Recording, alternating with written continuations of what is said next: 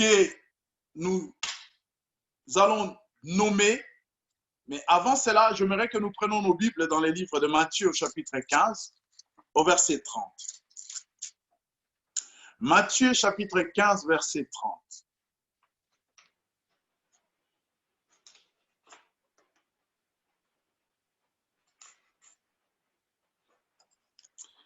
Matthieu 15, 30. Et gardez cette référence en relief et nous allons nous attarder sur cela. Nous ferons référence à tout ce qui est écrit dans ces versets. Je vais lire la parole de Dieu. Alors de grandes foules s'approchèrent de lui avec des boiteux, des aveugles, des sourds-muets, des stropiés et beaucoup d'autres malades. On les déposa à ses pieds et il les guérit. Alléluia. Bien-aimés dans le Seigneur, nous voyons ici la foule amenée vers Jésus, tout ce monde, tous ces gens, tous ces malades qui avaient toutes ces malformations pour que Jésus les guérisse. Je vous ai dit que la fois dernière, nous avons parlé des boiteux. Et lorsque nous nous sommes attardés sur les récits de David et de Méphibosheth, nous avons dit que David est l'image du Père qui envoie son fils. David est l'image de Jésus, pardon, qui envoie le Saint-Esprit pour aller chercher Méphibosheth. Et Méphibosheth qui vient dans la présence de Jésus dans une attitude d'adoration, de reconnaissance, de repentance. Il reconnaît son état. Et c'est alors, le Seigneur lui avait dit, ne crains rien. Et nous avons fait allusion lorsque les disciples étaient avec Jésus dans la barque. Jésus a dit, pourquoi avez-vous peur? Ne craignez rien. Et cette assurance nous amène à dire comme quoi notre Dieu est capable de tout. Tout ce qui effraie l'homme n'effraie pas Dieu. Et la Bible dit, tout est possible à celui qui croit. Et ici, ce matin, bien-aimés, j'aimerais que nous parlions des aveugles. Qui est aveugle? J'ai pris une définition comme ça. Est aveugle, c'est celui qui est privé des sens de la vue. Est aveugle et celui qui est privé du sens de la vue. Ou c'est celui qui est privé de la vue.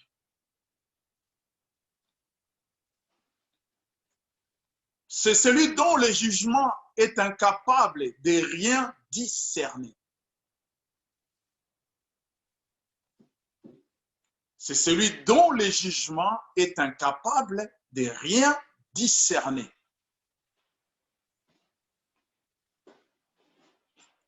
Si je me réfère à nos enseignements, je dirais est aveugle et celui qui manque le discernement.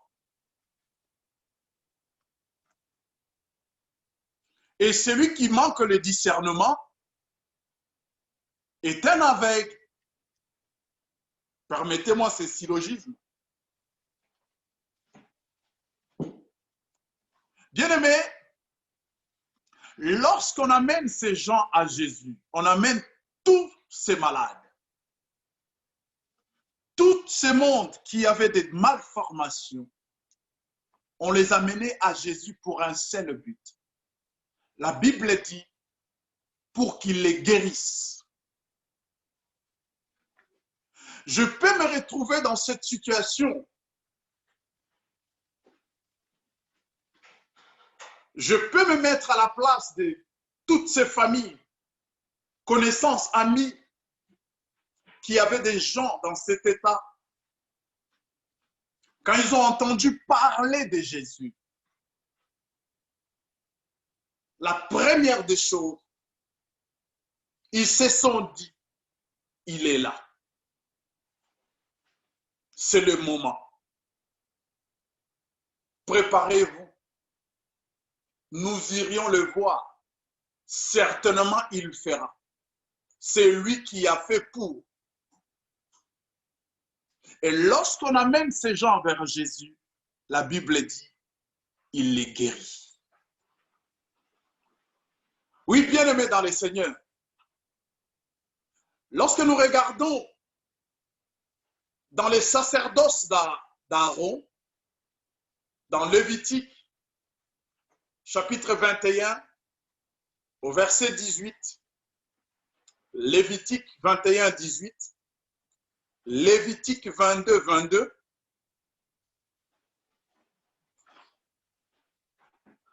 à ces gens qui sont énumérés dans Matthieu, ils étaient exclus du sacerdoce. Ils ne pouvaient exercer dans la maison de Dieu.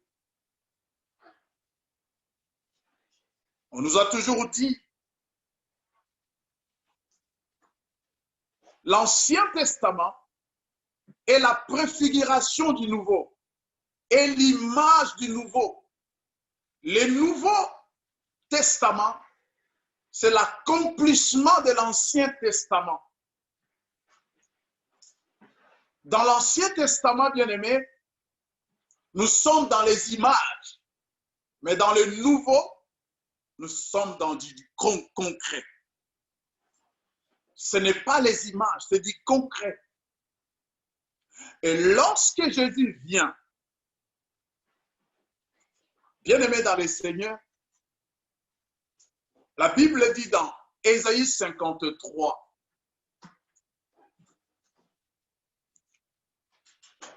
Jésus s'est chargé de nos douleurs. Il a pris sur lui nos iniquités.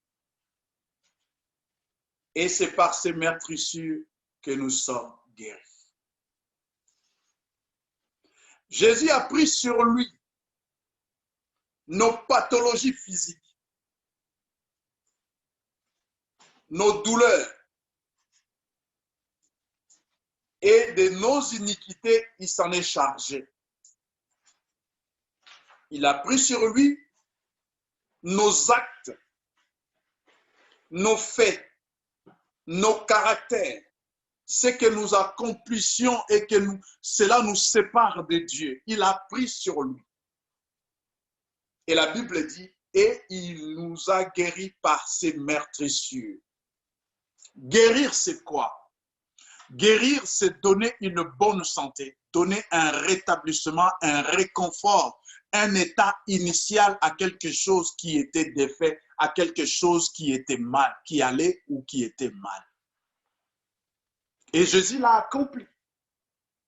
Je disais, lorsqu'il vient dans le Nouveau Testament, il vient pour accomplir ce qui est écrit à son sujet.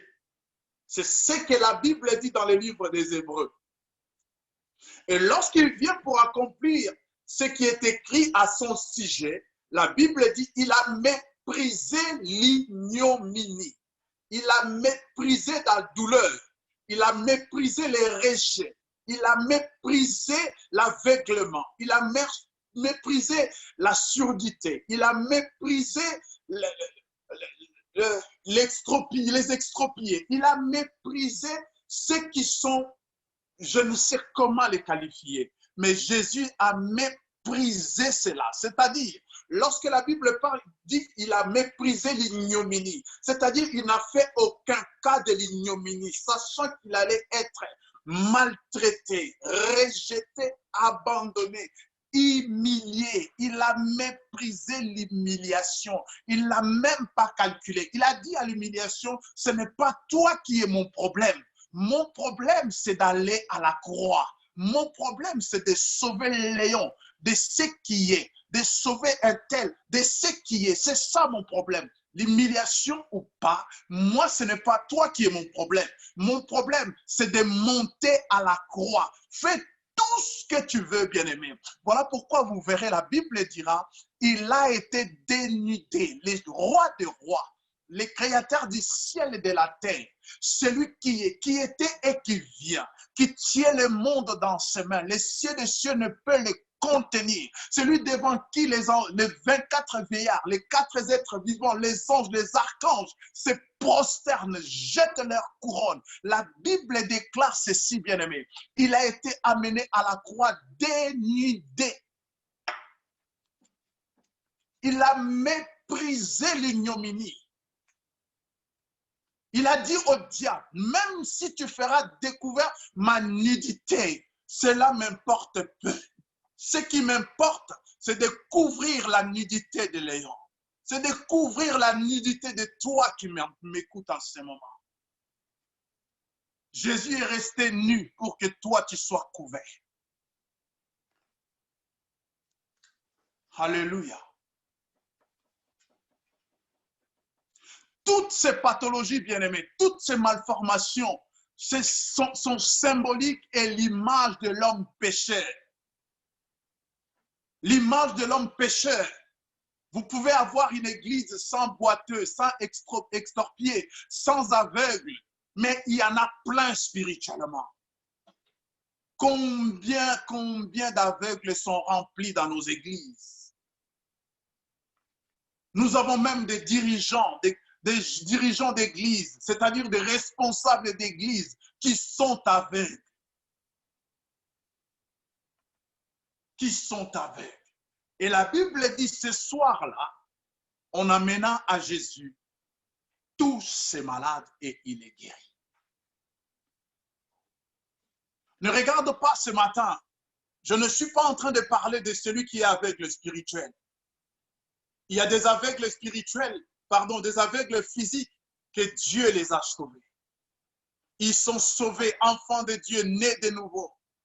Mais Dieu n'a pas permis la guérison physique. Mais spirituellement, nous sommes ensemble. Ils sont greffés dans le corps. C'est des enfants de Dieu, nés de nouveau et sauvés. Ce matin, je parle à toi, je parle à moi, à toi qui es aveugle. Qui est aveugle? Nous avons dit, c'est celui qui n'a plus le sens du discernement.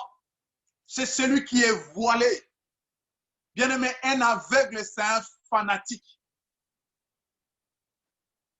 Il n'a pas de jugement, il pose la question, il ne voit rien. Qui a marqué? C'est la France. Wouah! Sans rien voir. Un aveugle, on peut le mentir. Le discernement, c'est quoi? Le discernement, c'est savoir faire la distinction dans un brouhaha. Voilà pourquoi, à celui qui est intelligent, lorsqu'il voit quelqu'un qui joue de la malice, il sait savoir, celui-là, malgré sa gentillesse, mais il cache quelque chose derrière sa gentillesse. C'est ça le discernement. C'est ça le discernement. Malgré ses prophéties, mais celui-là, derrière ses prophéties, il cache telle ou telle malice. Malgré ses prédications, mais qu'est-ce qui se cache derrière ces prédications? Regardez bien, bien-aimés. La Bible dit, ils ont des yeux pour voir, mais ils ne voient pas. C'est ça l'aveuglement, c'est ça être aveugle. Être aveugle est celui qui ne sait pas poser un jugement. Et comme on nous tient captifs dans ce verset qui dit, ne jugez point, bien-aimé, la Bible dit cela, il faut rentrer dans le contexte. Sinon, la Bible n'aurait pas dit l'homme spirituel juge de tout.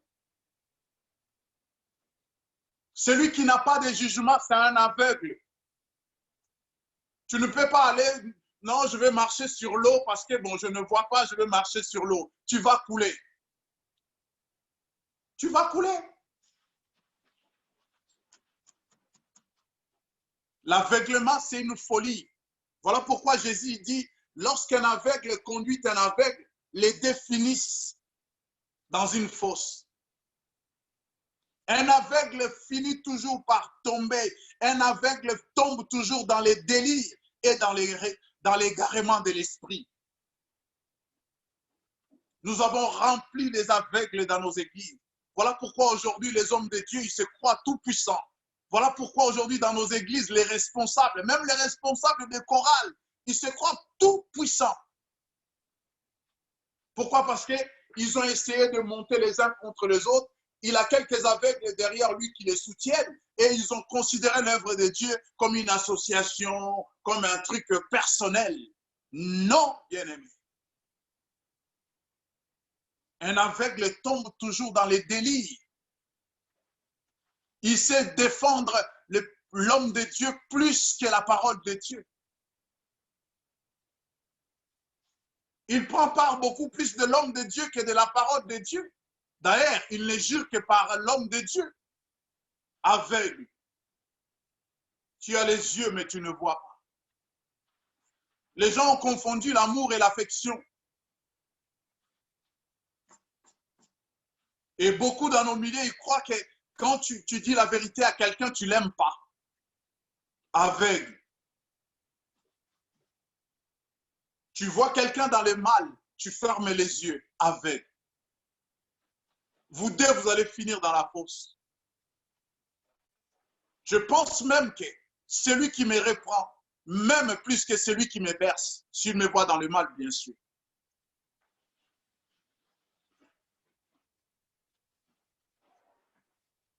Je disais, l'aveuglement amène les fanatismes. On ne voit plus le mal de la personne. On oublie même que c'est un humain. C'est de la chair et le sang. Et surtout que nous sommes des daddies maintenant. Et nos femmes, c'est des first ladies. Bien-aimés, ne blasphémons pas. Si Dieu n'a pas appelé ma femme au ministère, ne l'appelez pas pasteur. Ne l'appelez pas pasteur. Voilà pourquoi aujourd'hui, elles se font de grosses têtes. Elles se permettent tout. Parce que vous les appelez maman pasteur. Non. Vous croyez que les apôtres et les disciples, ils n'avaient pas de femmes? Ils avaient des femmes. C'est le respect. Oui, c'est le respect. C'est la culture. Oui, c'est la culture. Qu'avoir la culture et la parole de Dieu? Est-ce que nous allons obéir à la culture ou à la parole de Dieu? Va à l'église de blanc, comme c'est ta culture. Va appeler la femme du pasteur maman pasteur. Maman pasteur. Et tu crois si tu m'appelles Léon ou frère Léon ou pasteur Léon, ça changera quelque chose dans ma vie? Rien. Rien. L'appel est ici, bien-aimé. L'appel est dans le cœur. Lorsque Dieu m'a appelé, j'étais seul. Personne ne l'a entendu. J'ai entendu la voix de Dieu et j'ai mis du temps pour répondre à son appel. Et lorsque j'ai répondu à l'appel de Dieu, j'ai commencé à travailler dans mon cœur pour pouvoir être en norme avec ce Dieu. Si Dieu appelle ma femme au ministère, vous le verrez, vous le saurez. Ce n'est pas parce que ma femme, elle parle bien et qu'elle parle français, elle prêche bien et vous la substituez tout de suite à une femme pasteur, je ne sais quoi. Non, bien-aimé, c'est de l'aveuglement. C'est de l'aveuglement. Nous sommes tombés dans les délires, dans la folie. Nous avons remplacé nos relations personnelles à l'amour fraternel. Dans l'amour, il y a les réprimandes. Dans l'amour, il y a la correction. Ne confondons pas les choses. Ne soyez pas aveugles. Ma prière est le vœu de mon cœur. Dans cette communauté bien-aimée, qu'il n'y ait pas d'aveugles, qu'il n'y ait pas de boiteux. Nous ferons par tous les moyens bien-aimés. Comme ces familles, ces connaissances, ces amis qui ont pris tous ces malades et ils les ont amenés devant Dieu. Ça, c'est le travail des intercesseurs. De prendre tous ces malades, de les amener devant Jésus. Alléluia. Lorsque la Bible parle dans Lévitique, il refuse toutes ces malformations. les gens qui seront dans tel état ne pourront jamais servir dans les sacerdoces. Et aujourd'hui, bien-aimés, combien ils sont dans les sacerdoces avec tous ces défauts? Mais ils veulent surtout, ils ne veulent pas changer. Ils ne veulent pas changer. Et lorsque la Bible parle dans Lévitique, ils ne pourront pas servir, prendre les sacrifices que le peuple a amenés pour l'offrir à Dieu. Mais aujourd'hui, bien-aimés, nous sommes au temps du sacrificateur. La sacrificature de Jésus nous donne, fait de nous des sacrificateurs. C'est moi qui est sacrificateur. Et je suis sacrificateur comme Jésus. Je suis sacrificature. Je suis dans la sacrificature de Jésus et je suis sacrifice. Je reprends. Je suis sacrificateur comme Jésus. Je suis dans la sacrificature de Jésus et je suis sacrifice. Jésus est venu comme sacrificateur. Il s'est offert comme sacrifice et il exerce aujourd'hui sa sacrificature comme souverain sacrificateur. Et toi, tu es venu à Christ comme sacrificateur que Jésus a sauvé dans Apocalypse. Et dans Romains 12, tu es comme sacrifice qui agit dans la sacrificature de Jésus.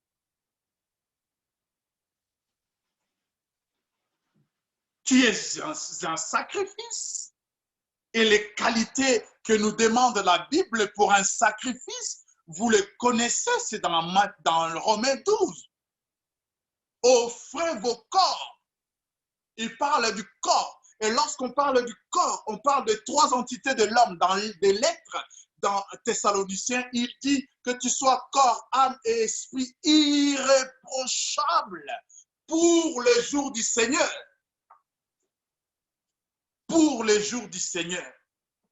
C'est toi le sacrifice parfait que Dieu attend. Voilà pourquoi ce matin, il veut que tu travailles ta vie. Il veut que tu ouvres tes yeux parce que tu es aveugle. Tu ne veux pas voir dans la parole. Tu veux voir dans l'homme de Dieu. Tu veux voir dans les hommes de Dieu. Mais dans la parole, tu ne veux pas voir. Laisse-moi te dire, bien-aimé, tu ne trouveras pas Dieu dans l'homme de Dieu. Tu ne trouveras pas l'homme dans Dieu dans les prophéties. Tu trouveras Dieu dans sa parole. Tu trouveras Dieu là où Dieu, il est Dieu. La Bible dit, je suis esprit et vie. C'est la parole.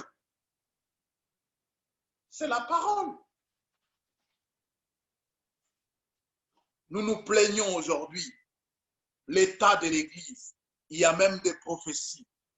L'état de l'Église. Quelquefois, bien-aimé, c'est le peuple qui n'aide pas les hommes de Dieu. C'est ce que je suis en train de dire. C'est ce que je suis en train de dire. Bien-aimé, je considérerai celui ou celle qui se sépare de moi parce qu'il m'a vu dans un tel état que je ne vais pas changer. Je le considérerai comme un champion. Que celui qui reste à mes côtés en m'encourageant dans les mal, lui et moi, nous allons tomber dans la fosse. Celui qui part parce qu'il m'a beaucoup parlé, je ne vais pas changer. Celui-là, il m'aime. Il veut mon bien, pardon. Et il veut que je sois sauvé. Mais celui qui reste en me caressant dans les sons de poil, celui-là, oh bien-aimé, je ne sais pas. Qu'est-ce qu'il veut de moi? Qu'est-ce qu'il veut que je sois? Aveugle, fanatique.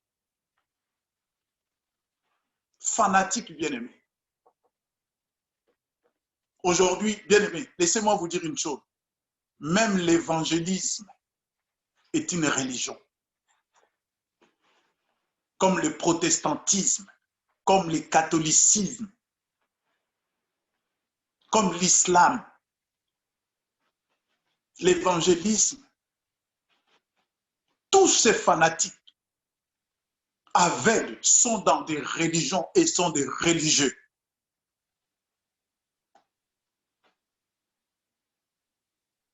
Lisez ce que Jésus dit dans Luc 24. Prenons Luc 24.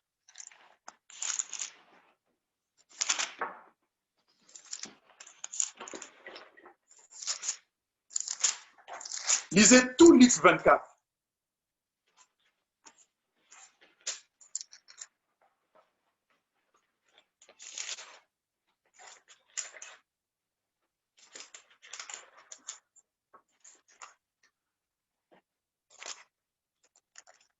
Avant de lire Luc 24, nous lisons Matthieu. Matthieu 13. Matthieu 13 et Matthieu 13. Lisons Matthieu 13. Gardez Luc 24, on va le lire après.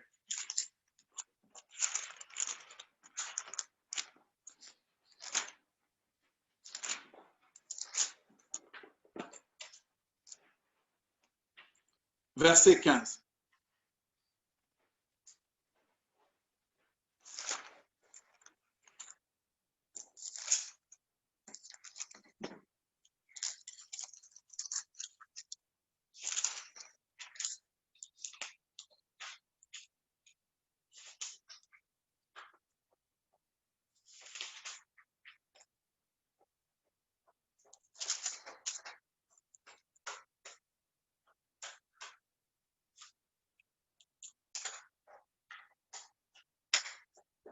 On va lire. Hypocrite.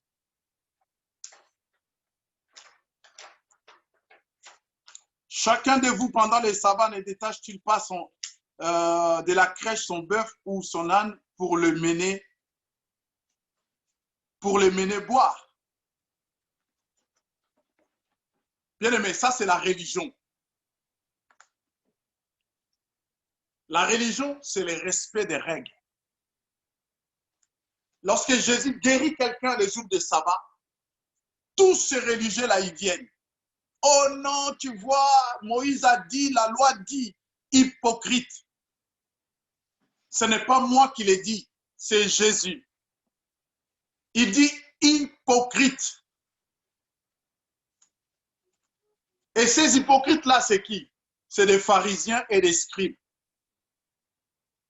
Dans Matthieu 23.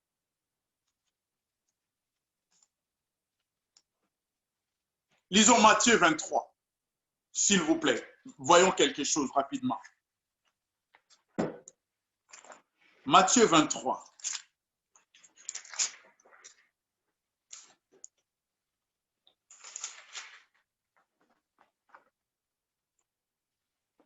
Bien-aimé, ici, lisez tout ce chapitre si vous voulez. Jésus est en train de discourir avec les scribes et les pharisiens. Les scribes, c'est des observateurs de la loi de Moïse. Ils veillaient sur la pratique de la loi de Moïse. Ils contrôlaient. C'était comme des policiers. Ils veillaient à l'ordre. Et les scribes, ils interprétaient la loi. Donc, quand il y avait un problème, un blocage, le président de la République reste en fonction jusqu'à l'établissement du nouveau. Il cherchait les scribes pour déverrouiller cet article qui chez nous est resté toujours fermé. Écoutez ce que Jésus leur dit. Lisez tout, moi je vais lire seulement à partir du 24e verset. Conducteur aveugle qui retenait au filtre les moucherons et qui avale les chameaux. Malheur à vous, scribes et pharisiens, hypocrites, parce que vous purifiez le dehors de la coupe et du plat, alors qu'en dedans, ils sont pleins de rapines et d'intempérance. Il parle aux conducteurs aveugles et hypocrites. C'est la religion. Nos églises, soi-disant des réveils, sont devenues des églises de religieux. Il n'y a plus une portion de l'esprit. Le Saint-Esprit, il s'est déjà barré. Nous sommes restés dans les habitudes. Nous savons quand les frères ils chantent, il est les mêmes. Là, il y a des gens qui entrent en transe et ça devient une habitude. Le Saint-Esprit n'est plus. nous sommes dans la caricature. Pourquoi? Parce que nous sommes fanatiques.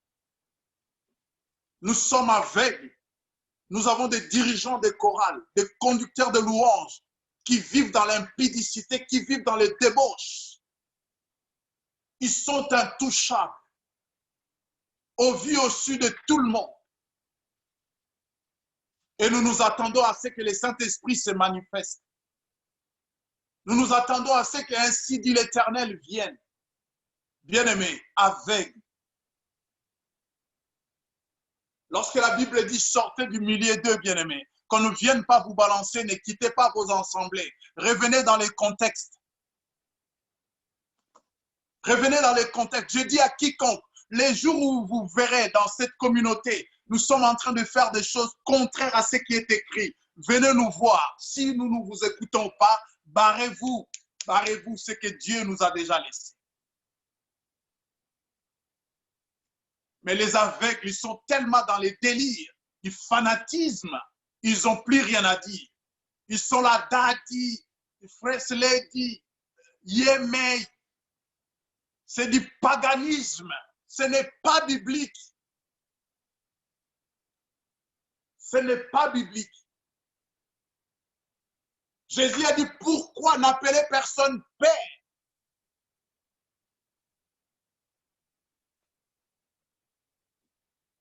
Je suis votre Père dans la foi et non spirituel.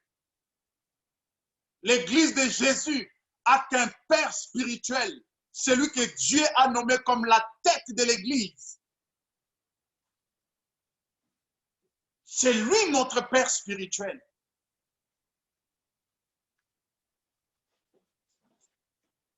Et lorsque ces choses ne sont pas contrôlées à l'Église, bien-aimés, l'Église vit dans l'aveuglement. Vous savez, un aveugle obéit à celui qui lui montre la route. Il suit celui qui lui montre la route. Voilà pourquoi on dit, lorsqu'un aveugle conduit un aveugle, les deux finissent par tomber dans la fosse. Qui te conduit? Quel est l'état visuel de ton pasteur? Je ne parle pas de prophétie, bien-aimé.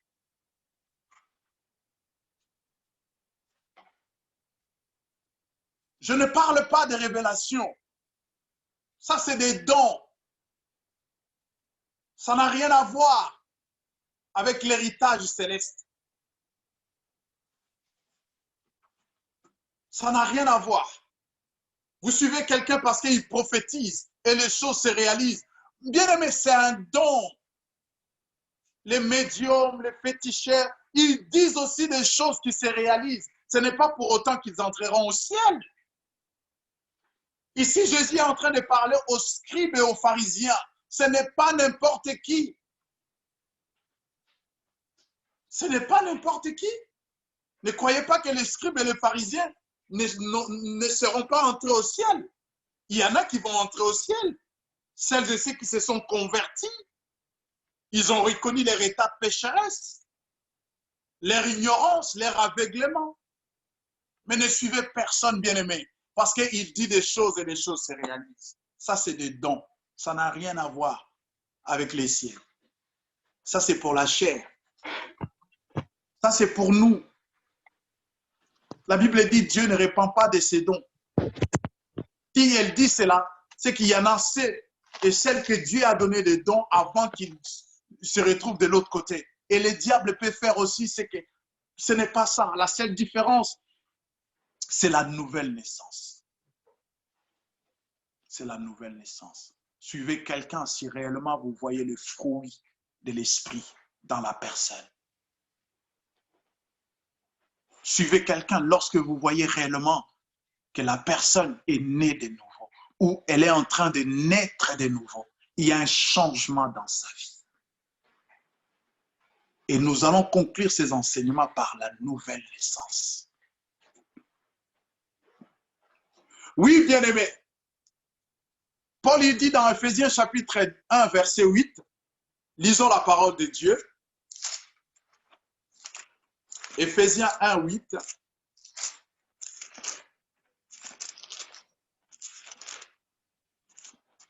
Écoutez ce que Paul dit.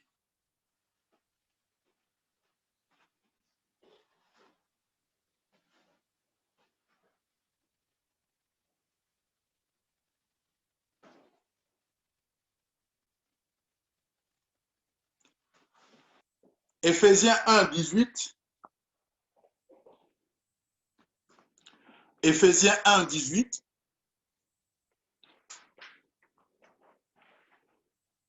Je commence au 17. Afin que le Dieu de notre Seigneur Jésus-Christ, le Père de gloire, vous donne un esprit de sagesse et de révélation qui vous les fasse connaître.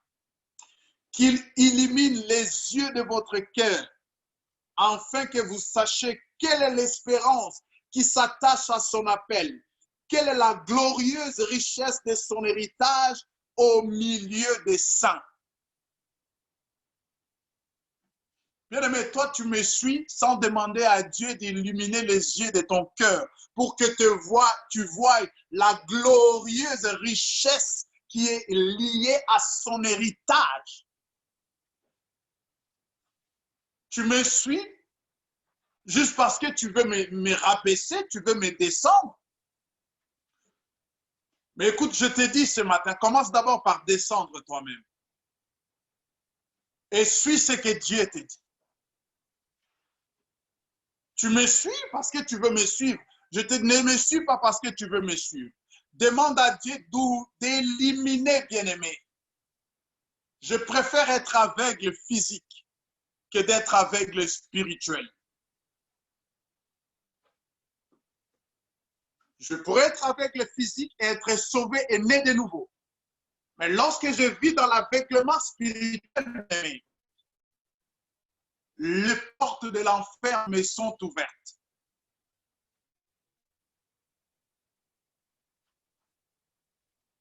Il y a des gens qui viennent te voir. Non, moi, Dieu me fait voir. Qu'est-ce que Dieu me fait voir? Que mon père, tel oncle, c'est un sorcier. Attends, Dieu n'a que ça. Hein? Il a que ça. C'est nul. C'est nul. Demande à Dieu la révélation de sa parole. Bien-aimé, tu es un enfant de Dieu. Tu as des promesses, tu as un héritage. Ton héritage, ce n'est pas que tu vois que des sorciers. Mais tu rêves après. Quand Dieu me montre dans les rêves, ça se réalise. Et après. Et le païen qui rêve et que les choses se réalisent. C'est Dieu aussi. D'ailleurs, moi, quand quelqu'un il commence à me dire déjà dans l'excellence, il n'a rien compris. Il n'a rien compris. Ça, c'est les dons, bien-aimés. C'est les dons. C'est les dons. C'est les dons. Ça n'a rien à voir avec la richesse, les promesses. Rien à voir. Qu'est-ce que Paul dit? Est-ce que vous me suivez? Qu'il illumine les yeux de vos cœurs, afin que vous sachiez quelle est l'espérance qui s'attache à son appel. Quelle est ton espérance à Dieu? Quelle est l'espérance que Dieu te donne et que celle-là est attachée à ton appel? Est-ce que tu l'as déjà découverte? Dieu va te montrer que les sorciers, mais ce Dieu-là, il est comment? L'espérance qui s'attache à ton appel. Bien aimé, quand Paul dit, je sais en qui j'ai cru, il le savait, ce n'est pas parce qu'il a entendu quelqu'un le dire. Il le savait. Quelle est la glorieuse richesse de son héritage au milieu des saints? Toi, tu es au milieu des saints pour que Dieu te montre, ah, tel frère, après ça va, nos bombotés, azana kindoki. Maman, on a yana mikate na église, te azana kindoki. Koko wano, ah, azasuki apembe, azana kindoki. Hey, Seigneur, c'est ça la richesse que tu amènes au milieu des saints aveugles. Aveugles.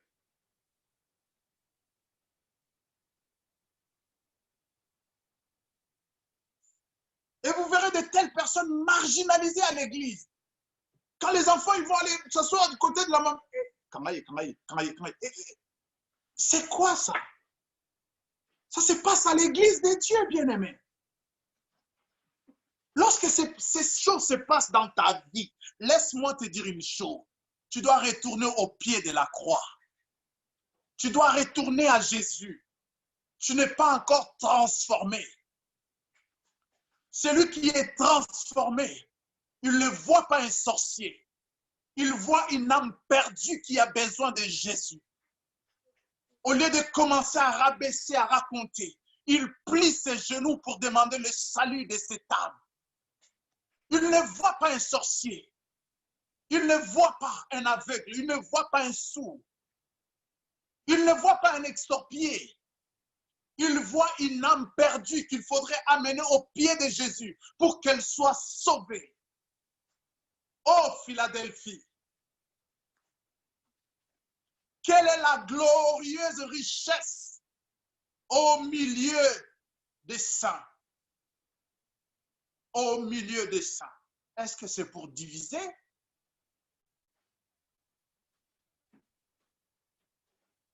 Un pasteur accro au Congo ça avec les mamans.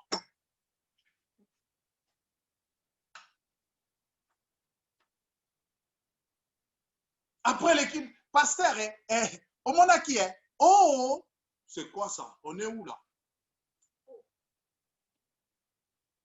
Après, la même maman, elle vient te voir dans ton bureau. Tu pries aussi, Seigneur, bénis cette maman. Hypocrite aveugle.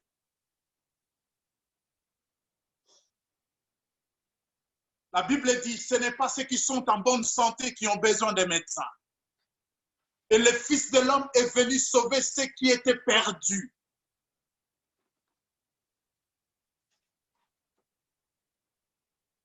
Bien-aimé, oh, qu'est-ce que je raconte?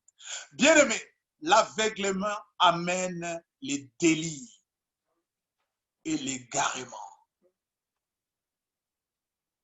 Les gens ils vont se croire comme dans un cercle d'amis. On va s'appeler avec les frères Satel. Tailler les frères Jacques, tailler les frères Jacques, tailler les frères Jacques.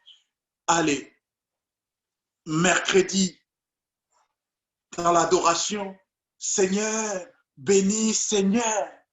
Bien-aimé, Dieu n'est pas aveugle. Il nous voit. Il nous entend, celui qui a créé tous les sens.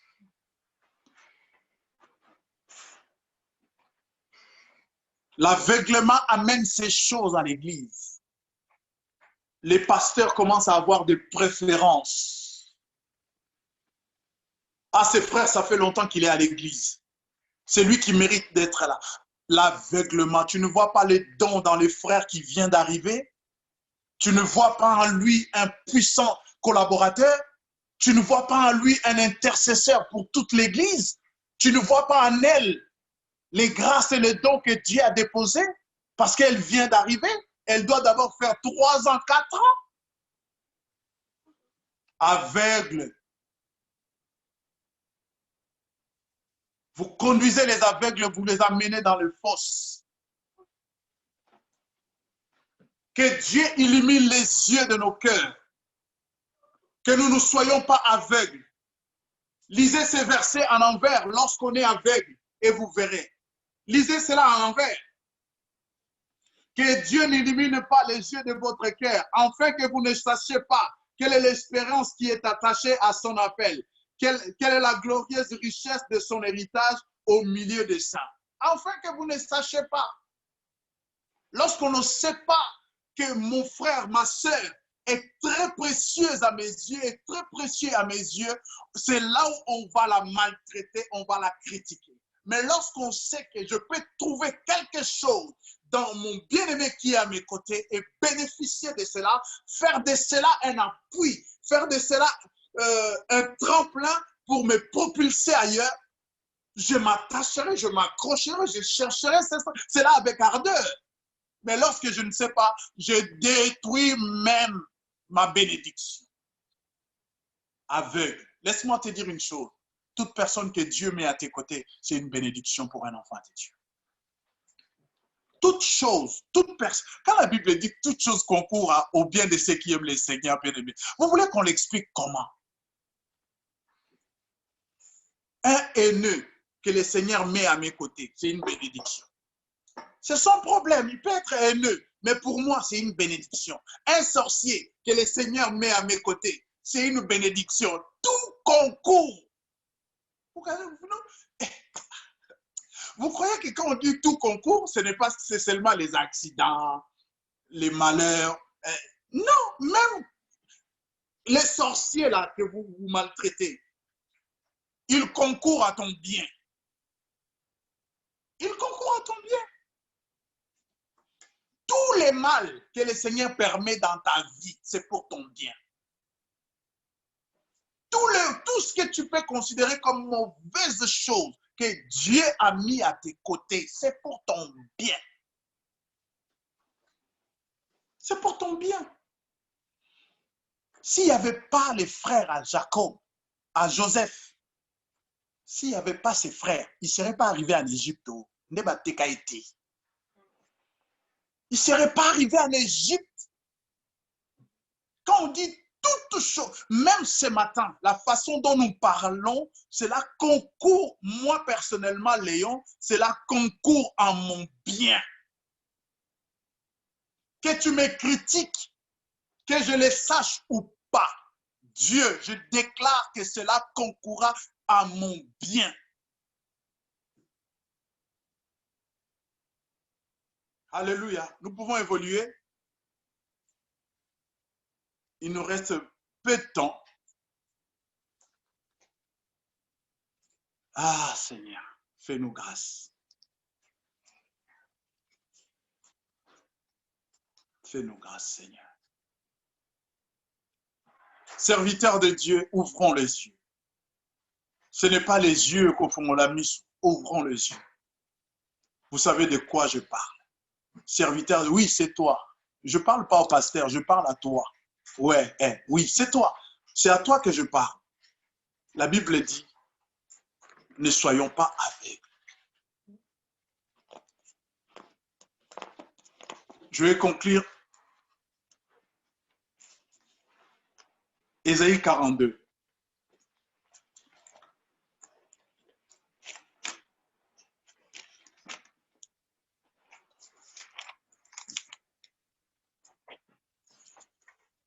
Ésaïe 42.